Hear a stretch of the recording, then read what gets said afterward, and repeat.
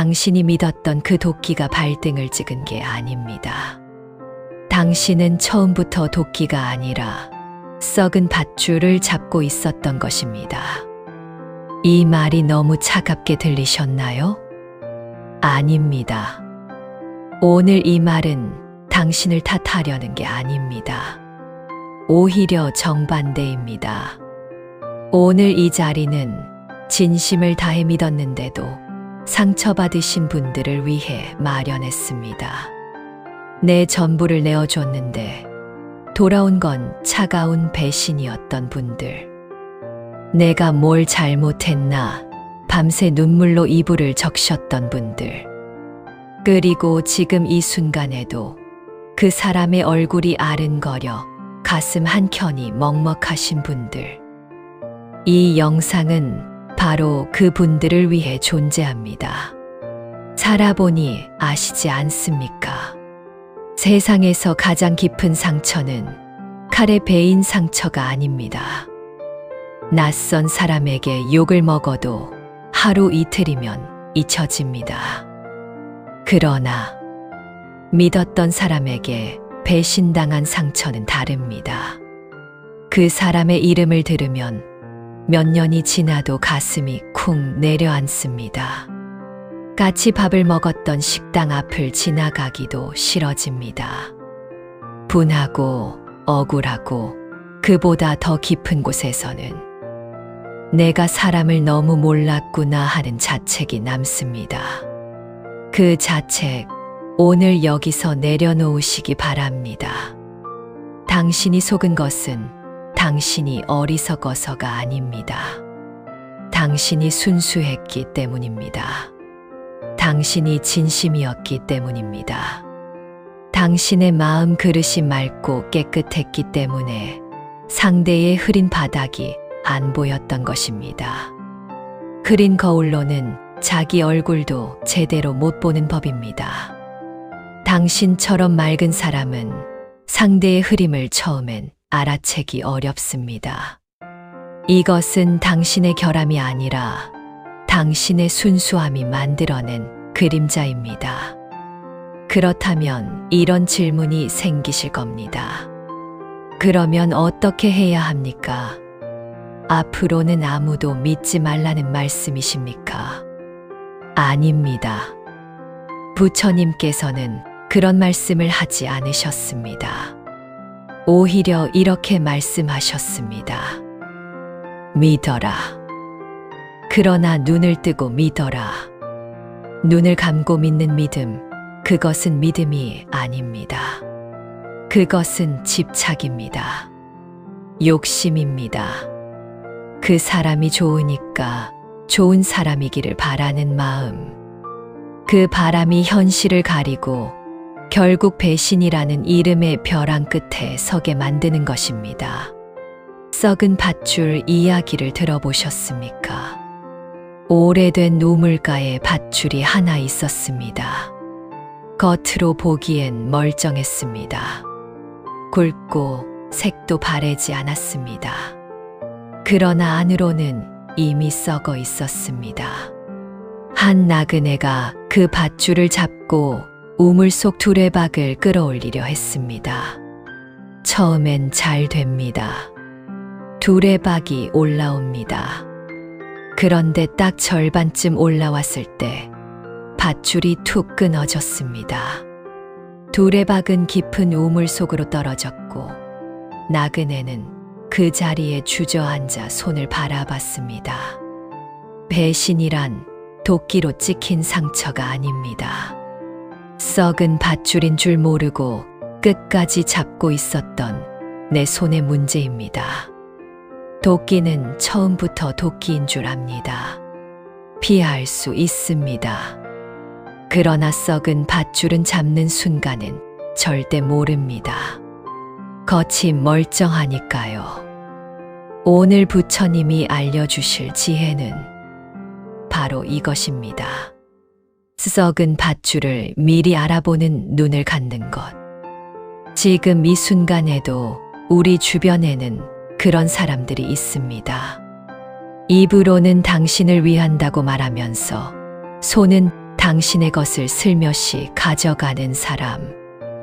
웃을 때는 가장 환하게 웃으면서 당신이 힘들 때는 가장 먼저 사라지는 사람.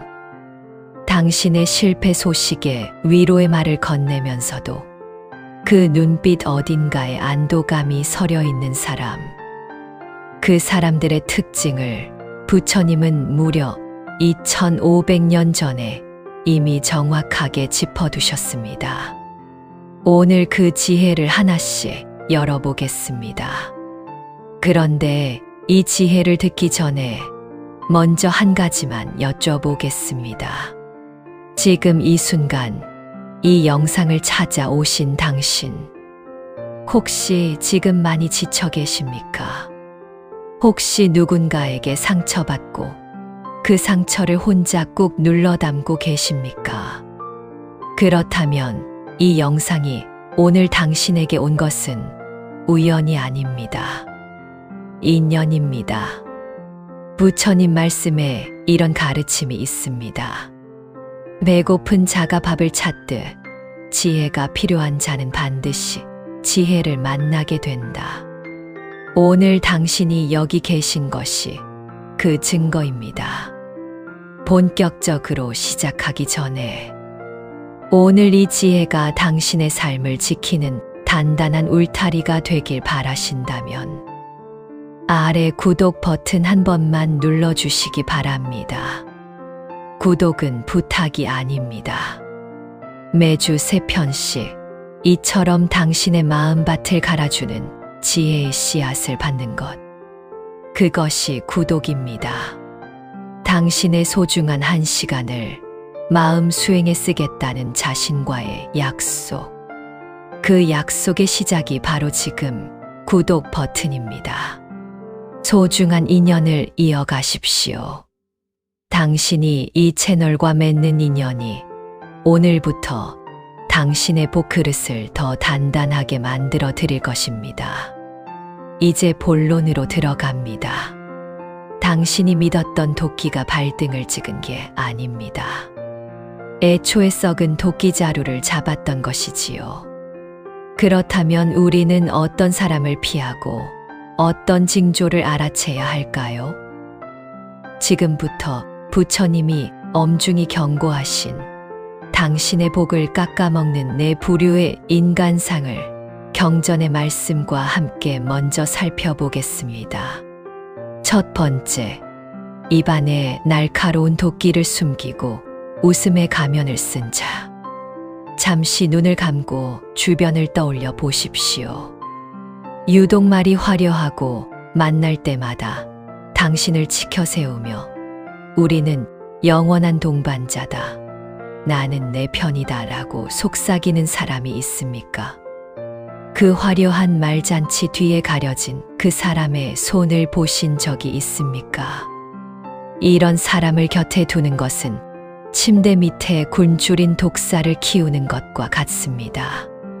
당신이 잘 나갈 때는 가장 화려한 꽃다발을 들고 오겠지만 당신이 벼랑 끝에 섰을 때 가장 먼저 당신의 등을 밀 사람은 바로 그 입이 달콤한 자입니다. 이들과의 인연을 정리하지 못하면 당신이 수십 년간 쌓아온 사회적 신용과 평판은 단 한 번의 이간질로 연기처럼 사라질 것입니다. 부처님은 말씀하셨습니다. 향기 없는 꽃이 벌을 속이듯 알맹이 없는 말은 영혼을 속인다.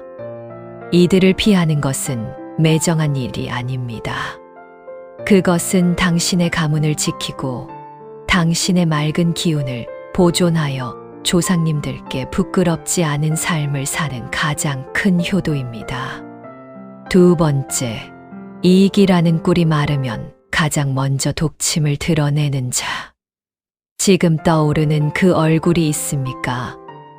당신이 밥을 사고 술을 사고 도움을 줄 때는 세상에 둘도 없는 충신처럼 굴다가 정작 당신의 형편이 어려워지자 연락 한 통 하기 어려워진 그 사람 말입니다. 이들은 당신의 에너지를 빨아먹는 기생식물과 같습니다. 당신이라는 거목이 시들기 시작하면 이들은 미련 없이 다른 나무로 옮겨가며 당신의 남은 뿌리까지 갉아먹을 것입니다. 이런 자를 끊어내지 못하면 당신의 노후는 물질적 빈곤보다 더 무서운 인간에 대한 혐오로 얼룩지게 됩니다. 진짜 조심해야 할 사람은 이제부터 나옵니다. 세 번째 부류는 당신의 영혼을 직접 파괴하는 자들입니다. 세 번째, 당신의 아픔을 위로하며 속으로는 환희를 느끼는 자. 요즘 단톡방이나 모임에서 이런 광경 자주 보시죠.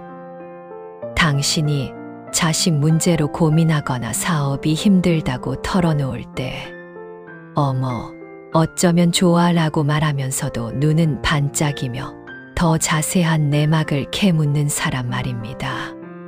그들은 당신의 불행을 자기 삶의 지루함을 달래는 안주거리로 삼습니다. 이들과 함께하는 시간은 당신의 복력을 갉아먹는 의식입니다. 그들의 시기심 섞인 기운은 당신의 앞길을 막는 거대한 바위가 됩니다. 자식들이 잘 안 풀리고 집안에 우환이 끊이지 않는다면 주변에 이런 검은 위로자가 있지는 않은지 반드시 살펴야 합니다. 이들은 당신의 불행을 먹고 자라는 악취 나는 이끼들입니다. 부처님은 엄중히 경고하셨습니다. 남의 눈물을 비웃는 자와는 길도 섞지 마라. 이들을 손절하는 것은 당신의 운명을 바꾸는 가장 빠른 지름길이며 하늘이 당신에게 주려던 큰 복을 온전히 받는 비결입니다. 네 번째, 고집이라는 감옥에 갇혀 당신의 복까지 가두어 버리는 자. 내가 해봐서 아는데 내 말이 무조건 맞아라며 당신의 생각과 지혜를 사사건건 무시하는 사람이 주변에 있습니까? 그들의 고집 때문에 당신의 소중한 기회들이 날아간 적은 없으신지요? 고집센 악인과 함께하는 것은 침몰하는 배에 발이 묶인 것과 같습니다. 그들은 결코 자기 잘못을 인정하지 않으며 결국 당신까지 그 실패의 구덩이로 끌고 들어갑니다. 이는 당신에 대해서 끝나지 않고 당신의 자손들에게까지 안 좋은 기운과 실패의 습관을 물려주는 무서운 업보가 됩니다. 이들을 멀리 하십시오. 그것은 독선이 아니라 자비입니다. 썩은 물을 퍼내야 새 샘물이 솟아나듯 고집불통인 인연을 정리해야 당신의 삶에 새로운 지혜와 복이 흐르기 시작합니다. 이것이 바로 당신의 노후를 평온하게 만들고 자식들에게 당당한 부모가 되는 길입니다. 이 네 가지 징조를 아는 것만으로도 당신은 인생의 절반을 지키는 것입니다. 하지만 이 지혜를 알지 못해 처절한 배신을 당했던 한 제자의 이야기가 있습니다. 부처님 앞에서 피눈물을 흘렸던 순다라. 그가 겪은 사건을 통해 이 지혜가 현실에서 어떻게 작동하는지 생생하게 들여다보겠습니다. 인도의 한 숲속에서 있었던 일입니다. 그날 새벽 한 제자가 부처님 앞에 무릎을 꿇고 앉아 뜨거운 눈물을 쏟아냈습니다. 그 눈물이 어디서 왔는지 부처님은 말없이 알고 계셨습니다. 때는 지금으로부터 약 2500년 전 인도 북부 코살라국의 변방에 자리한 작은 마을 근처였습니다. 우기가 막 끝난 계절이었습니다. 석 달 내내 쏟아지던 비가 그치고 대지는 겨우 숨을 고르던 때 아침 공기에는 젖은 흙냄새와 풀냄새가 섞여 있었고 이슬이 맺힌 나뭇잎들은 이른 햇살에 은빛으로 반짝였습니다. 겉으로 보기엔 더없이 고요하고 평화로운 아침이었습니다. 그러나 그날 아침, 기원정사 뒤편 보리수 숲에서는 한 사람이 혼자 무릎을 꿇고 앉아 소리도 없이 울고 있었습니다. 그의 이름은 순다라였습니다. 나이는 32. 출가한 지 이제 막 3년이 된 젊은 수행자였습니다. 그는 본래 마을에서 꽤 이름난 직물상인의 아들이었습니다. 재산도 있었고 얼굴도 반듯했으며 말솜씨도 좋았습니다. 마을 사람들은 그를 보며 저 청년은 분명 크게 될 것이라고 수군거렸습니다. 그러던 그가 어느 날 부처님의 법문을 듣고 모든 것을 내려놓고 출가를 결심했습니다. 가업도 약혼녀도 부모의 기대도 전부 내려놓고 왔습니다. 후회는 없었습니다. 아니, 없다고 생각했습니다. 출가 후 순다라에게는 도반이 한 명 생겼습니다. 이름은 말리카. 말리카는 순다라보다 2해 먼저 출가한 선배 수행자였습니다. 조용하고 과묵하고 늘 새벽 예불을 빠지지 않는 사람이었습니다. 순다라는 그를 처음 본 순간부터 마음이 끌렸습니다. 저 사람이 바로 진정한 수행자의 모습이구나. 둘은 자연스럽게 가까워졌습니다. 같이 탁발을 나갔고, 같이 경전을 읽었고, 같이 저녁 노을 아래에 앉아 부처님 말씀을 나눴습니다. 순다라에게 말리카는 단순한 도반이 아니었습니다. 형이었고 스승이었고 이 낯선 수행자의 삶에서 유일하게 기댈 수 있는 나무였습니다. 순다라는 말리카를 위해 무엇이든 했습니다. 말리카의 바루가 오래되어 금이 가자 자신의 것을 선뜻 내어줬습니다. 말리카가 몸이 약해 탁발을 나가기 힘든 날이면 자기 몫의 공양까지 가져다 바쳤습니다. 한 번은 말리카가 밤새 고열로 앓을 때 순다라는 뜬 눈으로 밤을 새워가며 그의 이마에 찬 물수건을 올려줬습니다. 이튿날 새벽 열이 내린 말리카가 눈을 뜨자 순다라는 그제야 안도하며 미소를 지었습니다. 그것이 순다라의 믿음이었습니다. 계산 없는 믿음, 조건 없는 믿음. 하지만 순다라는 미쳐보지 못했습니다. 미소 짓는 순다라를 바라보던 말리카의 눈동자에 스친 알 수 없는 싸늘한 그림자를 말입니다. 자신보다 더 빛나고 더 칭찬받는 동생을 보며 자라난 시기심이라는 독초는 이미 말리카의 마음속에서 조용히 고개를 들고 있었습니다. 그런데 그해 가을, 부처님께서 각 수행자들의 정진 상황을 점검하시며 몇몇 제자들에게 특별히 깊은 가르침을 전수하는 시간이 있었습니다. 그 자리에 순다라가 선발되었습니다. 아직 출가한 지 3년밖에 안 된 그가 10년 이상 된 선배들을 제치고 부처님의 특별 문화에 들게 된 것이었습니다. 수행자들 사이에서 조용한 술렁임이 일었습니다. 그날 저녁 순다라는 가장 먼저 말리카에게 달려갔습니다. 형님, 저 선발됐습니다. 부처님께서 저를 불러주셨습니다. 말리카는 잠깐 순다라를 바라보다가 천천히 고개를 끄덕였습니다. 그래, 잘 됐구나. 딱 그 말뿐이었습니다. 순다라는 그때 느꼈어야 했습니다. 그 대답이 왜 그리 짧았는지를, 그 눈빛이 왜 그리 평평했는지를. 그러나 순다라는 기쁨에 들떠 아무것도 보지 못했습니다. 그로부터 2달이 흘렀습니다. 어느 날 아침 순다라가 탁발에서 돌아오니 자신의 거처 앞에 한 무리의 수행자들이 서 있었습니다. 그들의 표정이 이상했습니다. 순다라, 아직 모르고 있었느냐? 한 수행자가 조심스럽게 물었습니다. 무엇을요?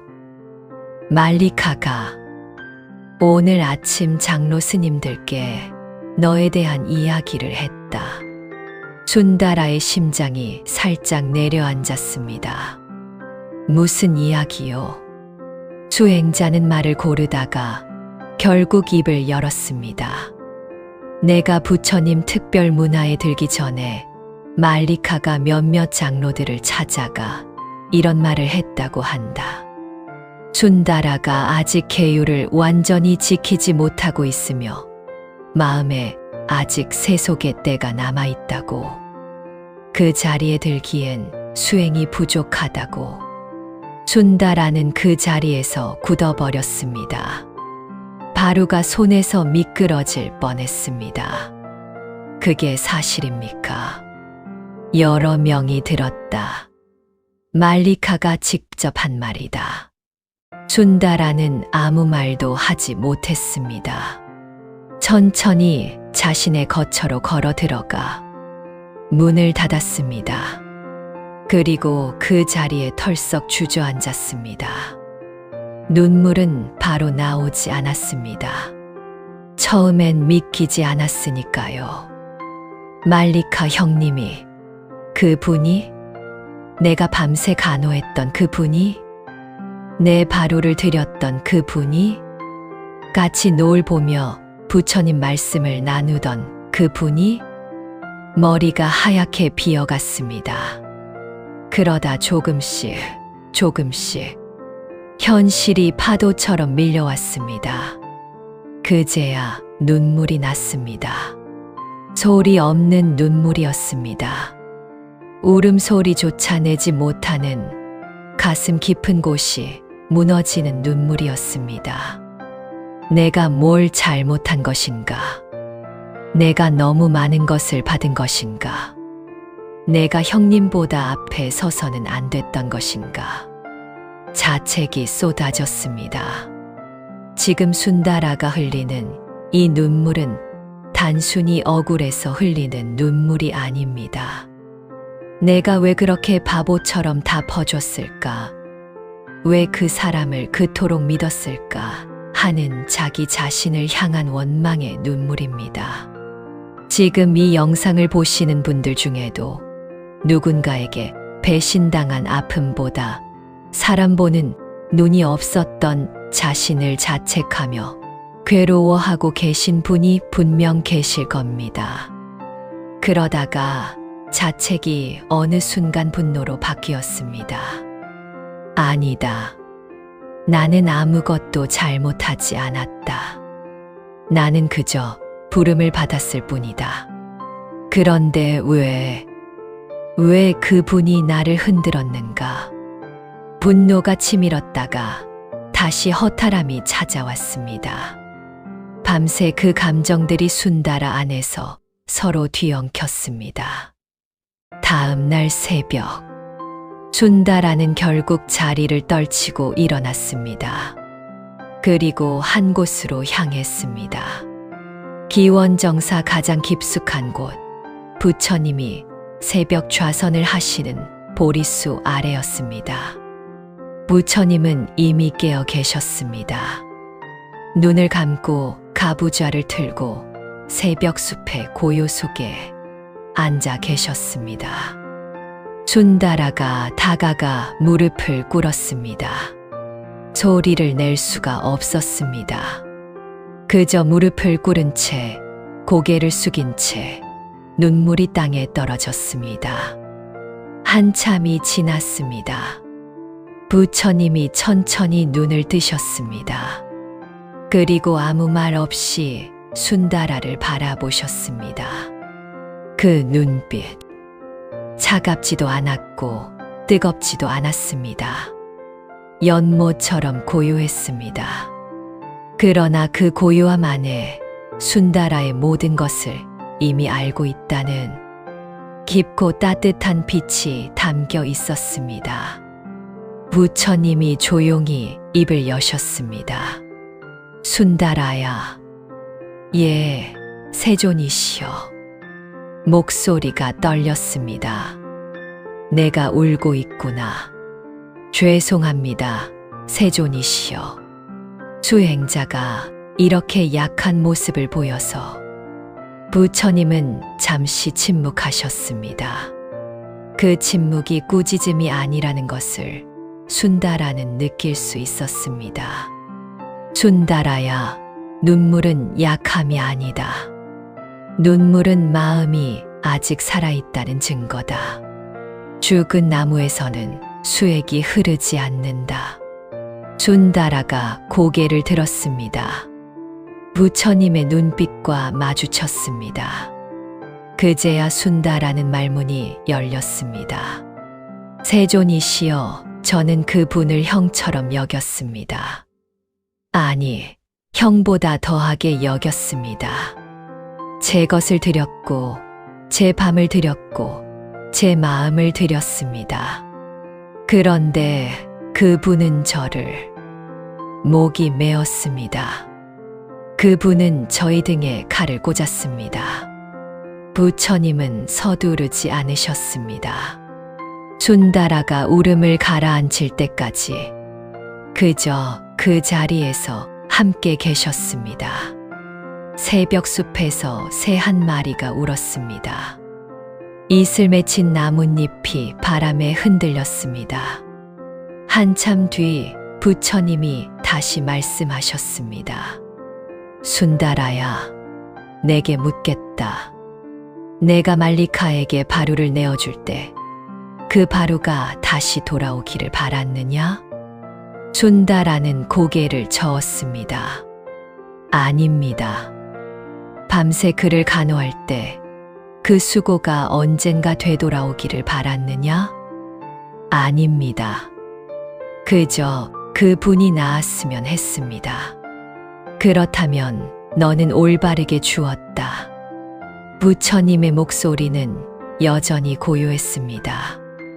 그런데 순다라야, 내게 한 가지 더 묻겠다. 예, 세존이시여. 내가 말리카에게 그 모든 것을 줄 때 너는 그가 어떤 사람인지 살펴보았느냐? 순다라는 멈칫했습니다. 살펴보았다고 생각했습니다. 무엇을 보았느냐? 새벽 예불을 빠지지 않는 것을 보았습니다. 과묵하고 진중한 것을 보았습니다. 경전을 손에서 놓지 않는 것을 보았습니다. 부처님은 잠시 눈을 감으셨다가 다시 뜨셨습니다. 그것은 모두 무엇이냐? 내가 본 것들을 다시 생각해 보아라. 새벽 예불, 과묵함, 경전. 그것은 모두 무엇이냐? 순다라는 생각했습니다. 그리고 천천히 깨달았습니다. 겉으로 드러난 것들입니다. 그렇다. 부처님의 목소리가 낮아졌습니다. 너는 그의 행동을 보았다. 그러나 그의 마음을 보지 않았다. 행동은 꾸밀 수 있다. 그러나 마음은 오래 숨길 수 없다. 불꽃은 결국 연기를 피운다. 진흙은 결국 물을 흐린다. 순다라는 고개를 들지 못했습니다. 그렇다면 세존이시여, 저는 어리석었던 것입니까? 아니다. 단호한 대답이었습니다. 순다라야, 진심으로 주는 마음은 어리석음이 아니다.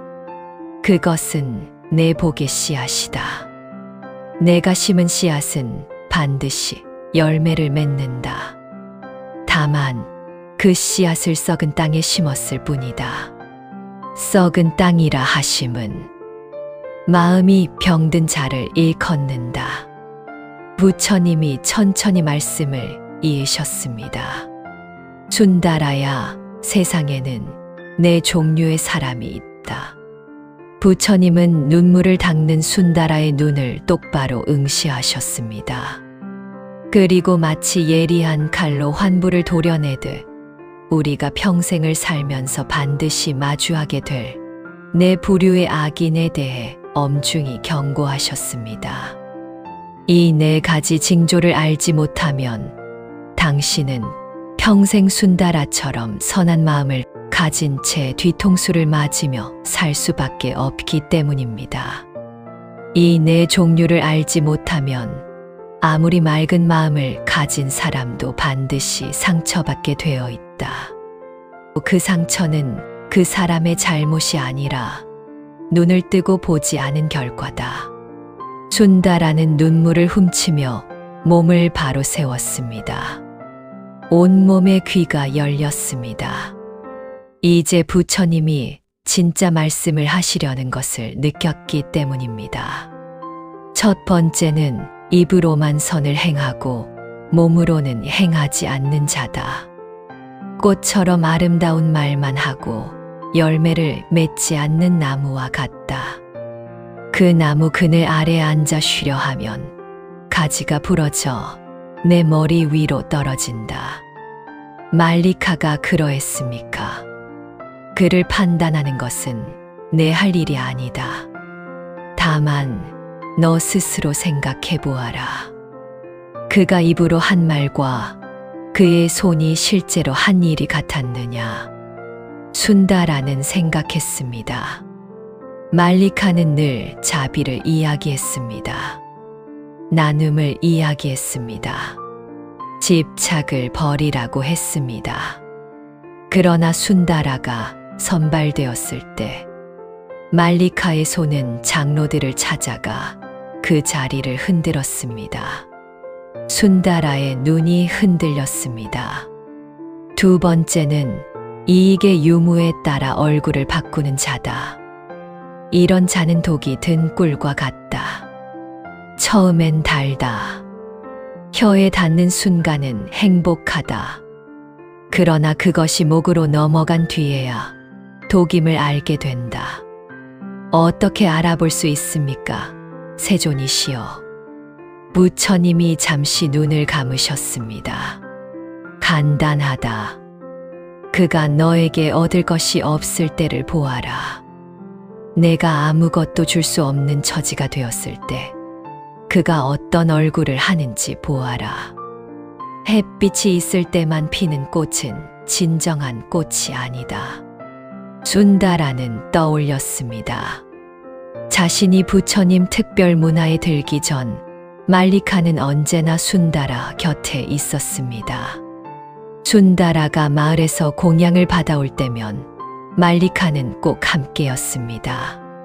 순다라의 제가 시절 인연들이 좋은 것들을 보내올 때면 말리카는 늘 옆에서 웃었습니다. 그러나 순다라가 선발된 이후 말리카가 먼저 순다라에게 다가온 적이 단 한 번도 없었음을 깨달았습니다. 세 번째는 남의 불행을 은근히 즐기는 자다. 이런 자는 겉으로는 위로하는 척한다. 그러나 그 위로의 말 속에 가시가 숨어 있다. 그 가시는 눈에 보이지 않는다. 그래서 더 깊이 박힌다. 순다라의 가슴이 쿵 내려앉았습니다. 문득 기억이 났습니다. 한 번은 순다라가 경전 암송 시험에서 크게 실수를 한 적이 있었습니다. 여러 수행자들 앞에서 틀렸고 순다라는 몹시 부끄러웠습니다. 그날 저녁 말리카가 왔습니다. 괜찮으냐? 누구나 실수는 한다. 따뜻한 말이었습니다. 그러나 그날 밤 순다라는 이상하게도 더 마음이 가라앉았습니다. 왜인지 몰랐습니다. 지금 이 순간 깨달았습니다. 그날 말리카의 눈빛이 웃고 있었다는 것을. 입은 위로했으나 눈은 안도하고 있었다는 것을. 네 번째는 고집이 세어 자신의 생각만이 옳다 여기는 자다. 이런 자와 함께하면 내 복이 깎인다. 이 세상에 이치는 물과 같아서 막히면 썩는다. 그러나 고집이 센 자는 모든 것을 막는다. 새로운 이치를, 타인의 지혜를, 변화의 흐름을, 그리고 결국 주변 사람의 복까지 그 고인 물 속에 잠기게 만든다.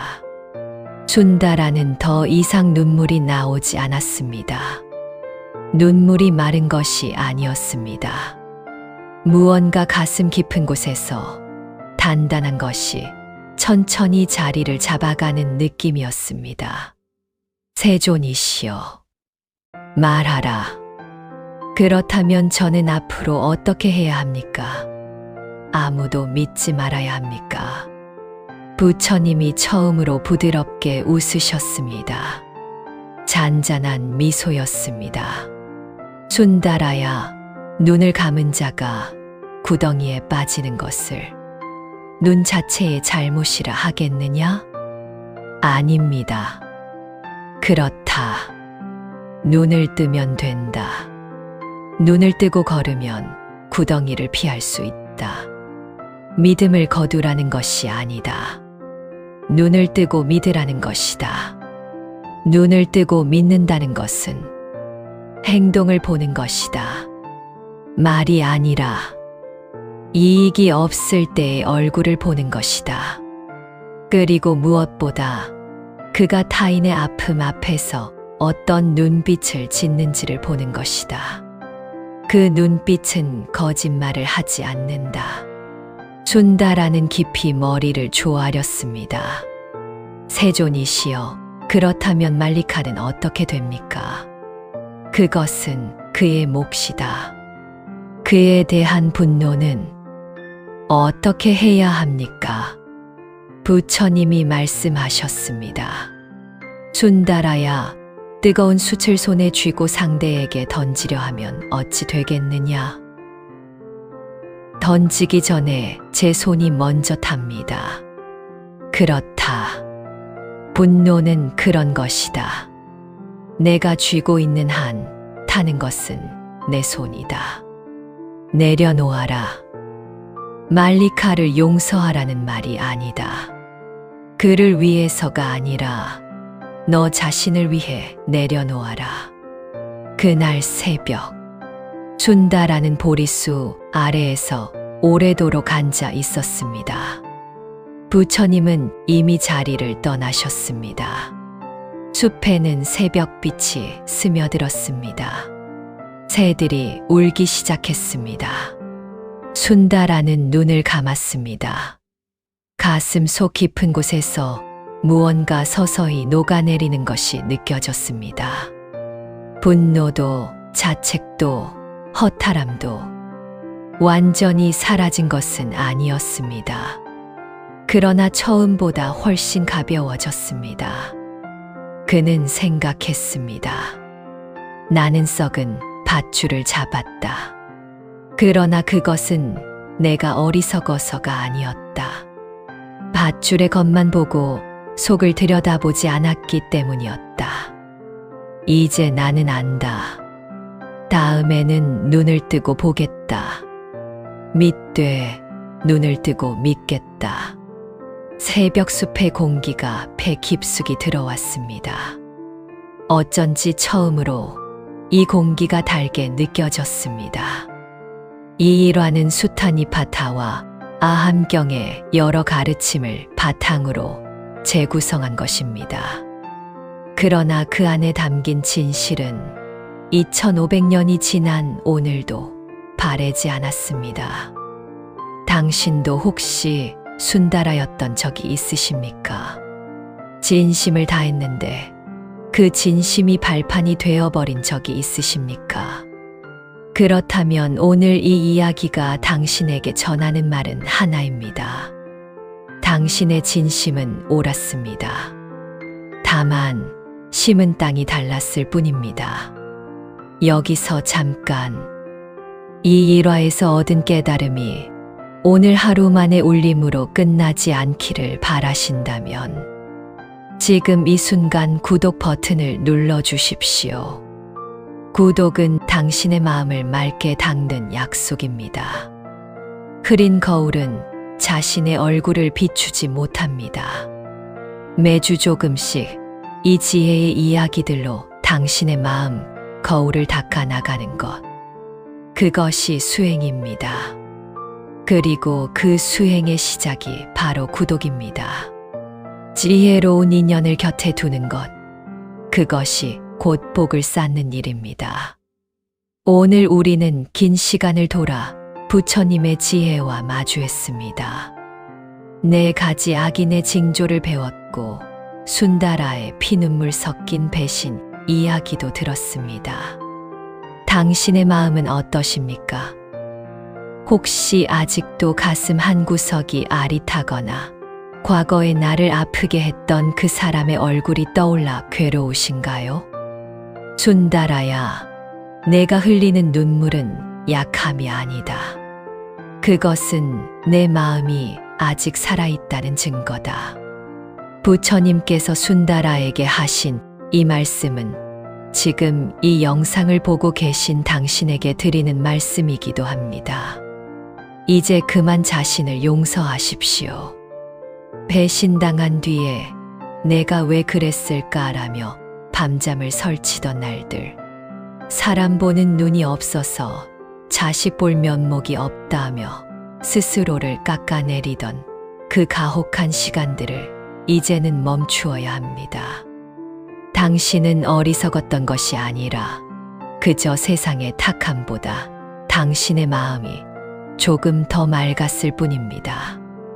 맑은 물에 흙탕물이 튀면 더 도드라져 보이듯 당신의 선함이 그들의 악함을 다 받아내느라 그동안 얼마나 고단하셨습니까?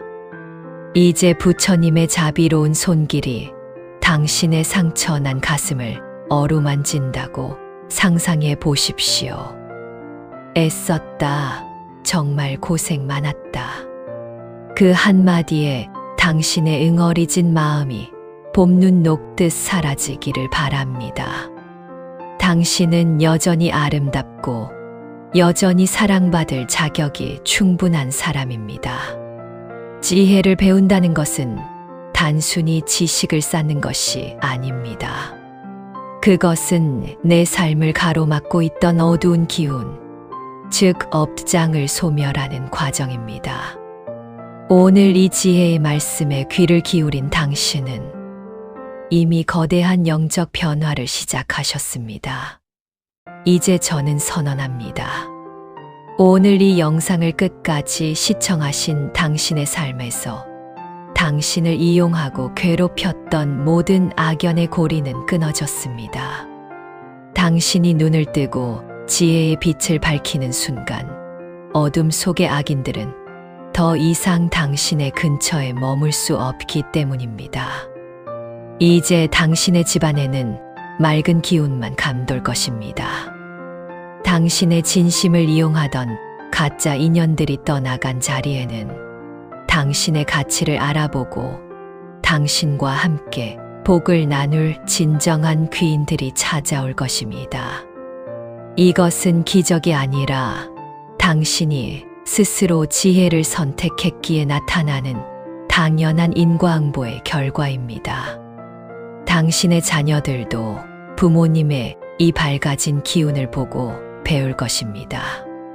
오늘 세운 이 지혜의 울타리가 가문을 지키고 자손 대대로 사람에게 상처받지 않는 단단한 마음을 물려주는 귀중한 유산이 될 것입니다. 마지막으로 오늘 당신이 얻은 이 소중한 지혜의 씨앗이 일상의 복으로 열매 맺을 수 있도록 복의 매듭을 짓고자 합니다. 지금 영상 아래에 있는 구독 버튼을 눌러 보십시오. 이것은 단순히 정보를 받겠다는 표시가 아닙니다. 나는 이제부터 악연의 굴레를 벗어나 매일 아침 부처님의 지혜로 내 하루를 시작하겠다는 당신 스스로를 향한 고귀한 선언입니다. 이 작은 손가락의 움직임 하나가 당신의 노후를 평온으로 인도하는 가장 확실한 이정표가 될 것입니다. 그리고 댓글창을 열어 관세음보살 혹은 감사합니다라고 한자 한자 정성을 다해 적어 보십시오. 이것은 오늘 당신이 얻은 깨달음을 당신의 복그릇에 담아 단단히 잠그는 확정의 의식입니다. 당신이 정성껏 남긴 그 한마디는 우주에 울려 퍼져 당신의 이름 앞으로 약속된 모든 복덕을 불러들이는 마중물이 될 것입니다. 오늘 밤 당신의 꿈길에 부처님의 미소가 함께하기를 바랍니다. 내일 아침 눈을 뜰 때 내 마음은 오늘보다 훨씬 가볍고 세상은 전보다 훨씬 다정하게 당신을 맞이할 것입니다. 당신은 혼자가 아닙니다. 부처님의 지혜가 그리고 이 채널이 당신의 평생 도반이 되어 늘 곁을 지키겠습니다. 애쓰셨습니다. 참으로 장하십니다. 지혜로운 당신의 앞날을 진심으로 축원합니다. 성불하십시오.